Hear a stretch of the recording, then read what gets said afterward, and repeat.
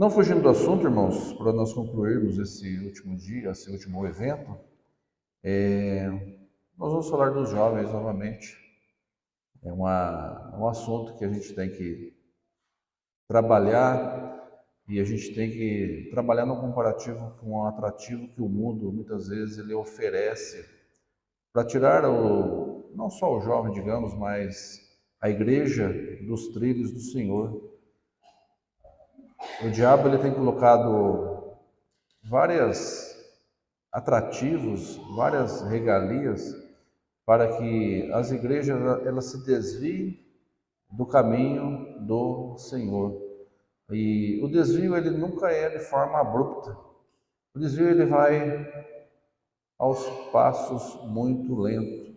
E ele vai guiando, ele vai direcionando coisas imperceptíveis ou coisas irrelevantes aos nossos olhos, aos nossos entendimentos, mas que no futuro tem grandes estragos para o conceito da Igreja de Cristo, de tudo aquilo que da Igreja primitiva que Cristo deixou com os seus apóstolos.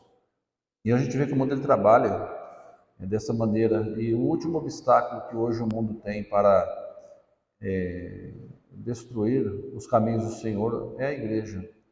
Hoje nós vemos que as instituições estão falidas, as instituições elas trabalham para Satanás, as famílias estão desestruturadas, ele conseguiu corromper o alicerce, né, das famílias em modo geral, e o último passo é a igreja, e ele trabalha fortemente para que esse obstáculo ele seja rompido. E a igreja saudável é aquela igreja que tem pessoas de todas as idades.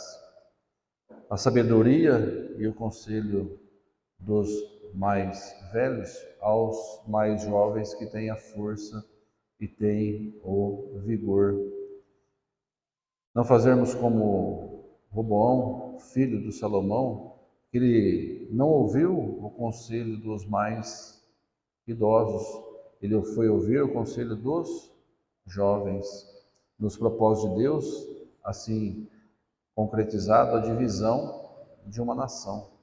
Então nós devemos ter uma igreja mesclada entre a sabedoria e a força. A qual que é o melhor?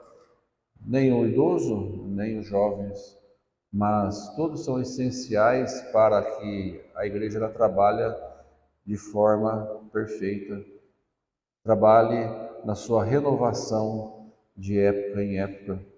Nós que já trabalhamos, já temos um bom tempo, nós vemos que os ciclos eles vão se passando, gerações que se vão e gerações que vêm substituindo. Hoje nós substituímos e amanhã nós seremos substituídos.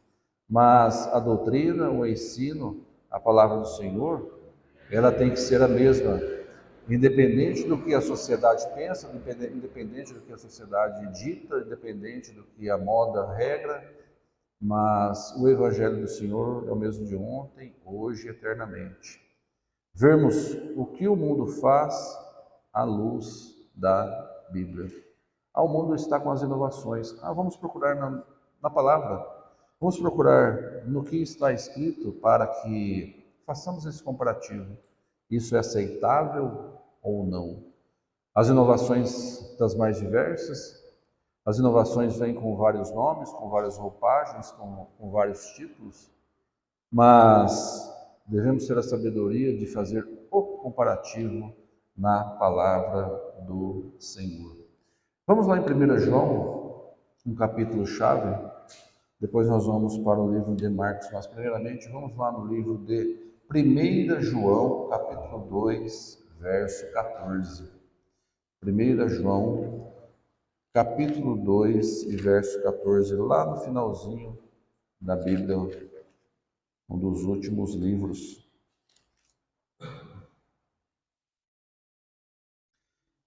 Primeira João, capítulo 2, verso 14, diz o seguinte: Eu vos já escrevi, pais, porque já conheceste aquele que é desde o princípio. Eu vos escrevi, jovens, pois sois fortes e a palavra de Deus está em vós, e já venceste o maligno. Oremos. Senhor que estás nos céus, pedimos por essa leitura, por esse entendimento, pedimos também pelo entendimento da sua palavra e discernir o que é o correto para a sua obra. Tudo isso eu peço e agradeço em nome do teu Filho Jesus. Amém. Pois os irmãos já podem ir lá para o livro de Marcos, capítulo 10. Mas nós vamos nos atentar nessa segunda parte aqui de 1 João 2,14, que diz o seguinte: Eu vos escrevi, jovens, porque sois fortes, e a palavra de Deus está em vós, e já venceste o maligno. Sois fortes. Será que aqui a palavra está falando daquele jovem, né? Todo viçoso, forte, fisicamente, né? Bem cuidado, disposição para acordar 6 da manhã e dormir às 2 da manhã e manter todo aquele ritmo? É disso que João está dizendo, que nós somos fortes no sentido carnal. O jovem, ele é forte no sentido espiritual, porque já venceste o maligno. O jovem já venceu o maligno. A igreja do Senhor já venceu os desafios. É a fé e a vitória que vence o mundo. Sermos vencedor em Cristo. Hoje nós procuramos cuidarmos do nosso corpo, manter o nosso corpo em dia, todos os exames ali, né, dentro dos padrões, né, tudo ali bem equilibrado, alimentação, come isso, não come aquilo, faz toda aquela dieta para manter a sua saúde, né?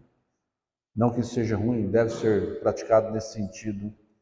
Mas e a nossa saúde espiritual? Ela está sendo cuidada com o mesmo êxito que nós cuidamos de nosso corpo? Hoje nós temos uma exploração de um físico perfeito, tanto para o homem quanto para a mulher.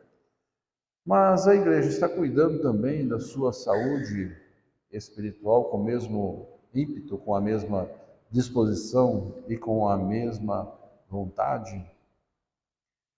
Quando nós procuramos nos desenvolver fisicamente, nós vamos a uma academia, a melhor academia, fazemos uma pesquisa, achamos. E quando nós estamos para desenvolver uma boa saúde espiritual, procuramos uma igreja verdadeira, procuramos a palavra centrada nos ensinos que Cristo deixou, nos conceitos que ele deixou a sua igreja primitiva. Aí estamos em dúvida, de acordo com tais e tais doutrinas. Aonde nós vamos procurar? Quais conceitos nós vamos procurar na palavra do Senhor? É a nossa fonte da riqueza. E por que o crente ele deve estar preparado fisicamente e espiritualmente, com a saúde equilibrada na sua saúde espiritual? Porque nós estamos numa batalha, e essa batalha, muitos desafios nós enfrentamos. E no finalzinho do verso 14 diz: E já venceste o maligno. Quem que é o maligno? No grego, príncipe deste mundo, aquele que cativa o mundo. Ele cativa com as suas ideias, ele domina os princípios do mundo e ele vem de forma cativante. Não vem pela força, não vem pela ruptura, mas ele vem cativando. É assim que ele trabalha no coração dos jovens, no coração daqueles que estão no trabalho do Senhor. Ele sabe as artimanhas de corromper os bons costumes. Ele sabe como dominar a mente do mundo. Nós vivemos hoje numa sociedade em que há uma inversão de valores. Não muito tempo, até 10 anos, 15, 20 anos, o correto era X. Hoje inverteu. Se você falar que você é ético, que você tem a sua conduta, se você é centrado na palavra do Senhor, você é tido como um que discrimina, um que é contra todo um regramento social. E nós devemos buscar no Senhor os ensinos da sua palavra. E lá em Marcos, irmãos, no capítulo 10, nós temos, diante de todo esse prisma de ofuscar a palavra do Senhor, nós encontramos ali, em Marcos 10, um jovem religioso. O relato do jovem rico. E dos quatro evangelhos, esse relato está em 3 dos evangelhos. Está em Mateus,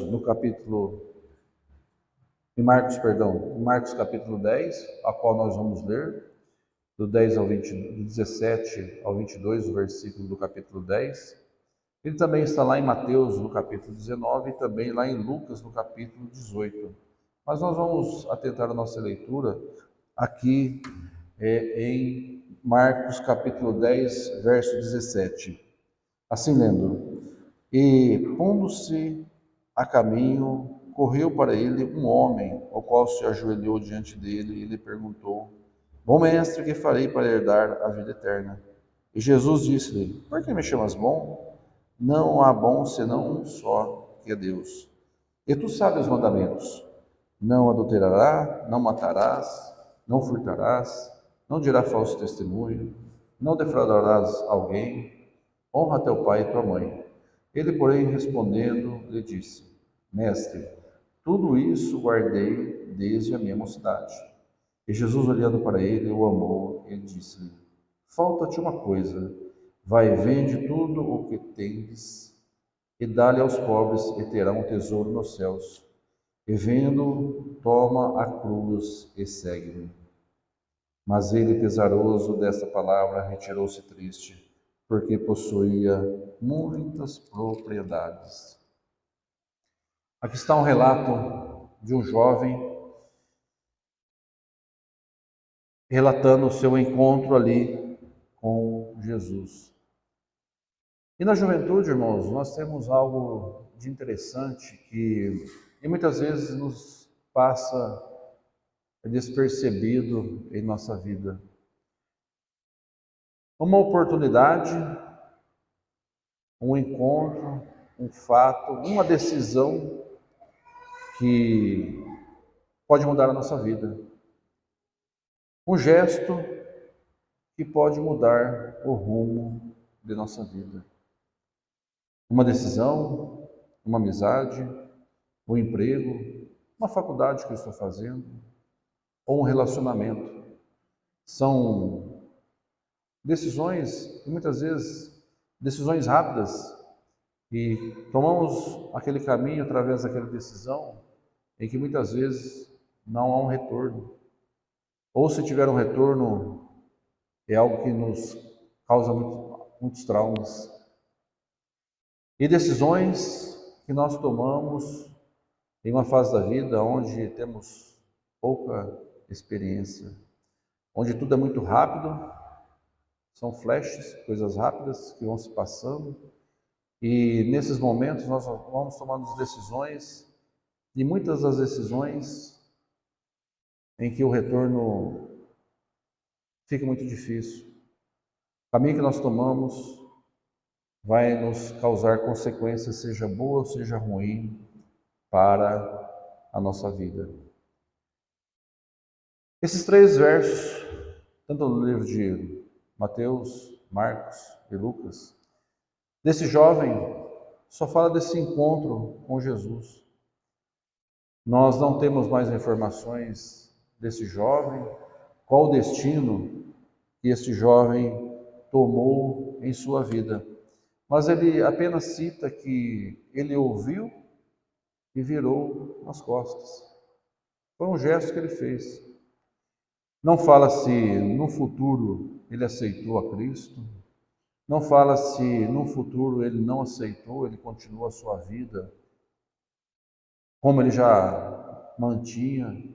Não temos o desfecho, mas na eternidade nós vamos saber desse jovem qual foi o seu destino.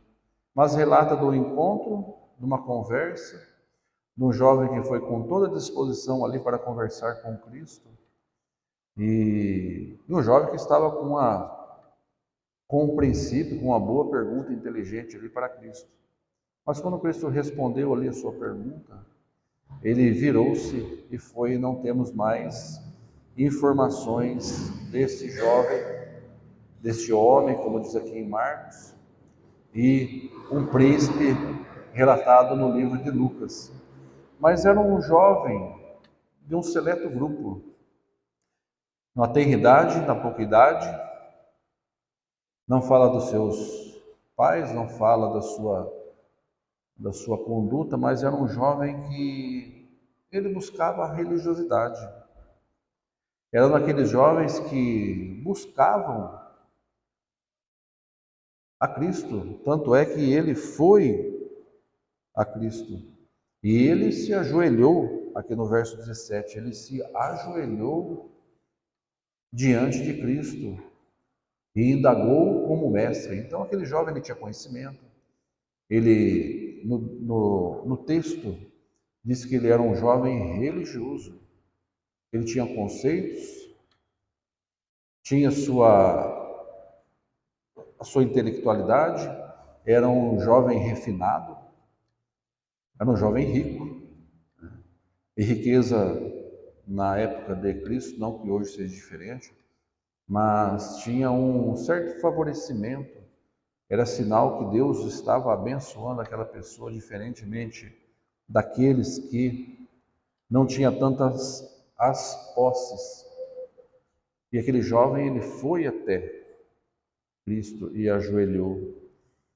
E era um jovem que ele estava preocupado com a vida eterna. Ele perguntou: que farei para herdar a vida eterna? Era um jovem que estava preocupado com o futuro. Hoje nós participamos de uma sociedade, irmãos, que nós vemos que os jovens eles não têm interesse no dia de amanhã. Nós vemos que vive-se o dia. Isso já foi uma questão discutida por Paulo lá no Atos 18 com os epicureus e com os estoicos.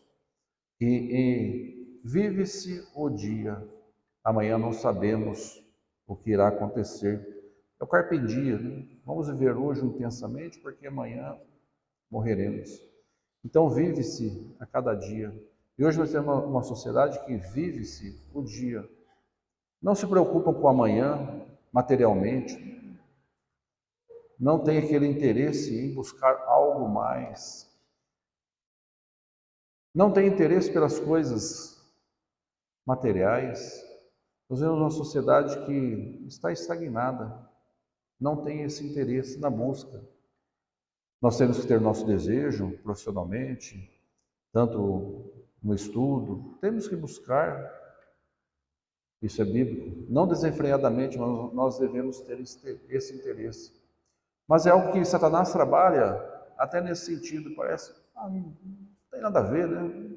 O jovem não quer buscar, não tem problema.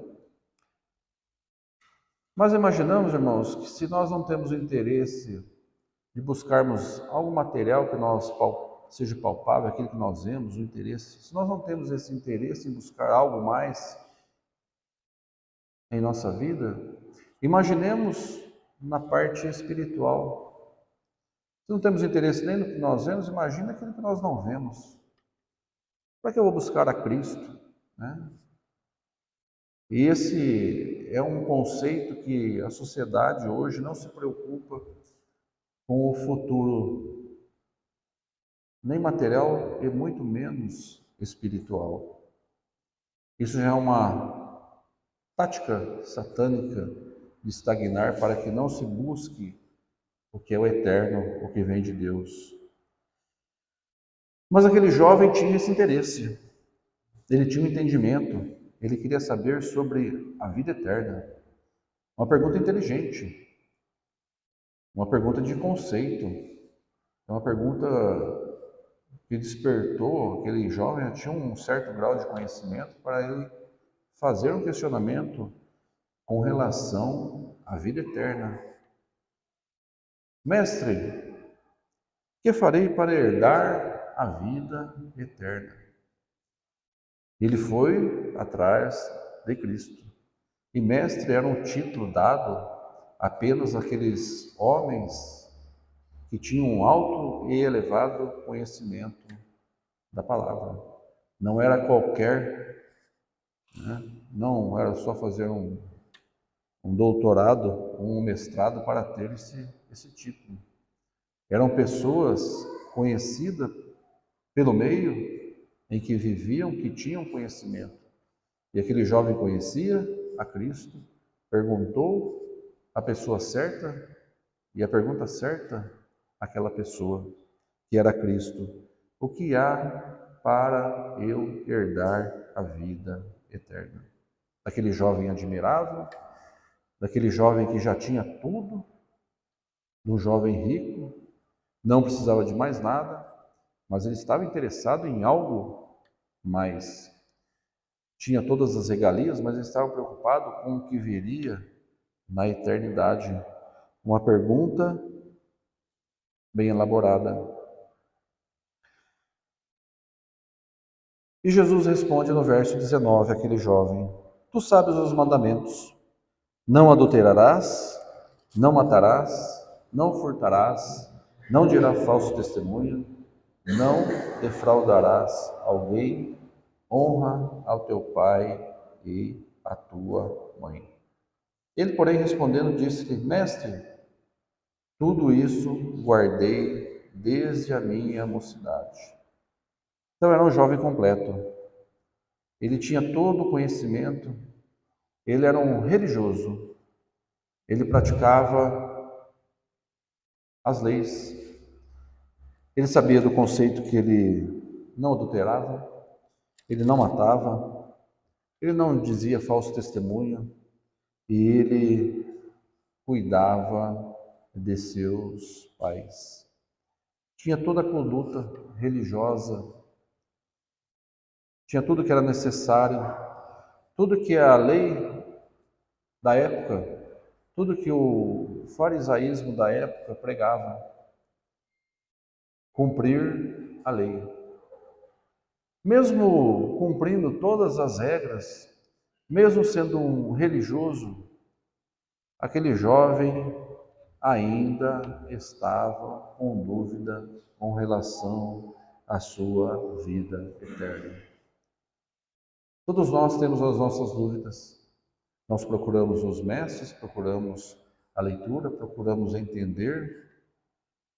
Mesmo nós sendo praticantes, temos dúvidas, isso é normal. E quanto mais nós procuramos, irmãos, interessante que parece que mais dúvidas a gente fica, né?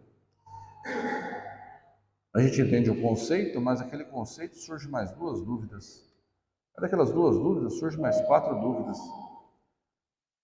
Ali, a Bíblia é um livro de um vasto conhecimento. A Bíblia é um livro de vasto ensinamentos que nós temos para a nossa vida.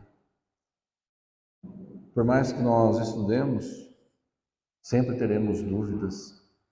Sempre vamos precisar esclarecer algo que nós ficamos para entender. Se nós perguntarmos como que vai ser o reino de Deus, nós não sabemos explicar. São dúvidas. Deus não nos deu o pleno conhecimento para nós entendermos como é que será a glória com Ele.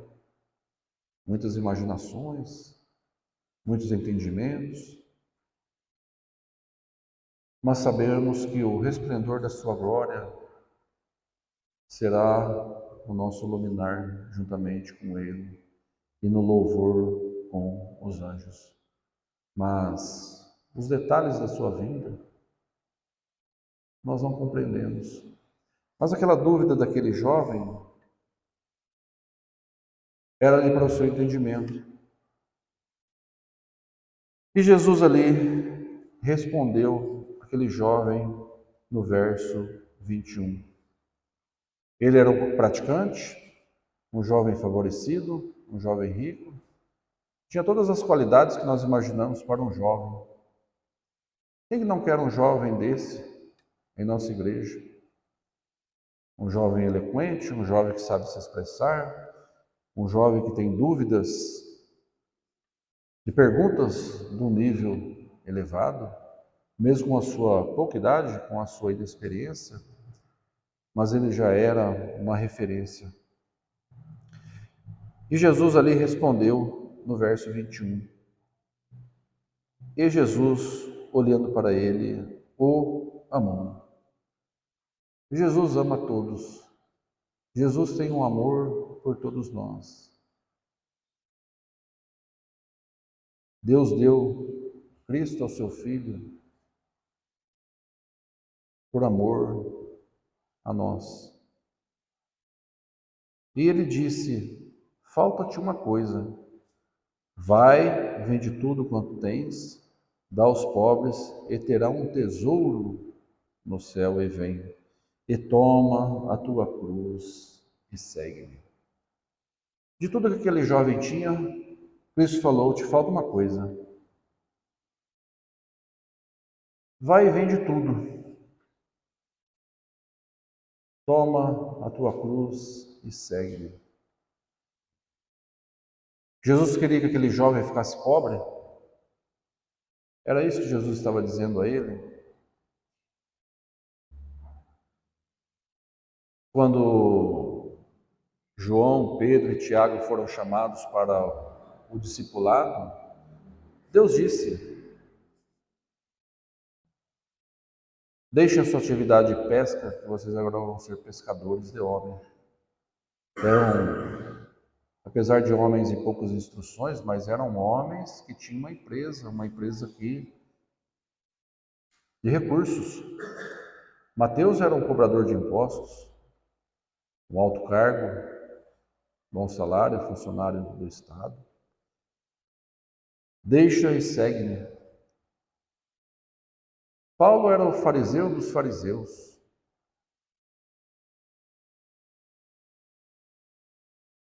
Nas melhores escolas judaicas, conhecedor da lei. Abandona e segue-me.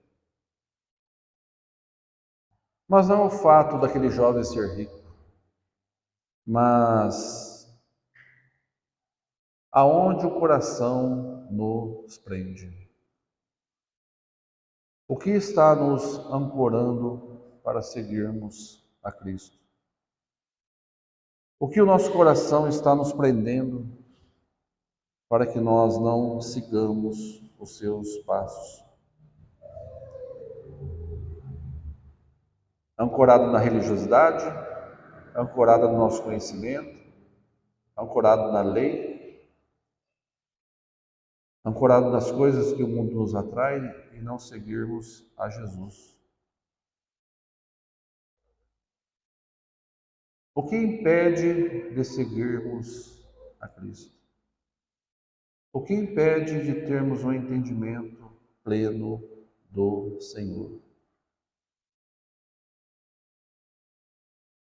Jesus não queria que aquele jovem se desprendesse das suas riquezas, mas ele queria que aquele jovem seguisse a Cristo.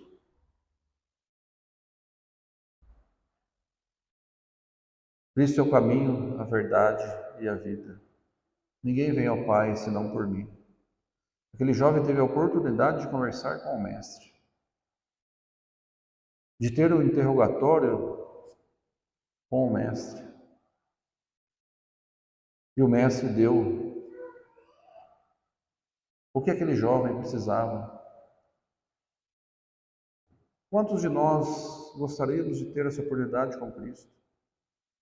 Senhor, o que me falta para a vida eterna? E Ele dar ali a resposta.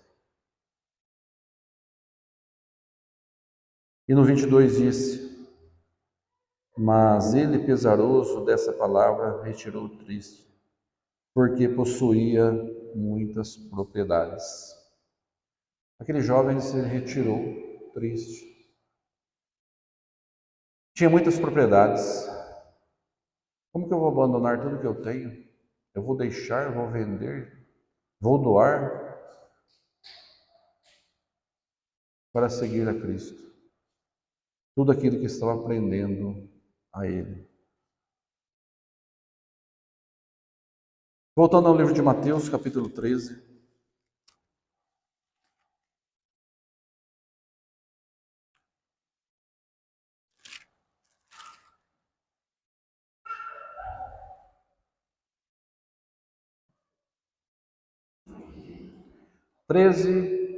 De Mateus, verso 44. E também o reino dos céus é semelhante a um tesouro escondido num campo, que um homem achou e escondeu pelo gozo dele. Vai, vende tudo quanto tem e compra aquele campo. Achamos um tesouro, o reino dos céus é um tesouro. Jovem, vende tudo que você tem, porque a sua riqueza não está aqui, está no reino dos céus. Toma a tua cruz e segue-me. Nada mais importante na nossa vida do que Cristo. Seja riqueza, seja emprego, seja o sucesso que o mundo nos dá, seja o status, seja uma escolha que vai nos distanciar de Cristo, ou até mesmo a religiosidade. E aquele jovem era religioso. E Cristo é o nosso maior tesouro. E Cristo se entristece quando nós o rejeitamos, porque Ele nos amou. Cristo tem amor a todos nós.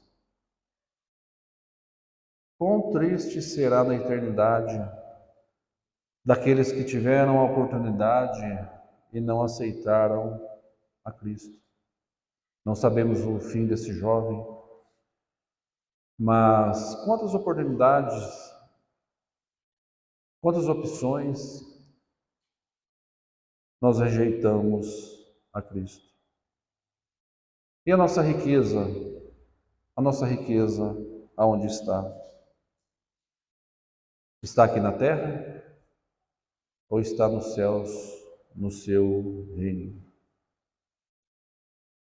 Quantas vezes Cristo nos chamou e não demos resposta satisfatória a Ele? E Cristo se entristece quando houve uma discordância de nossa parte.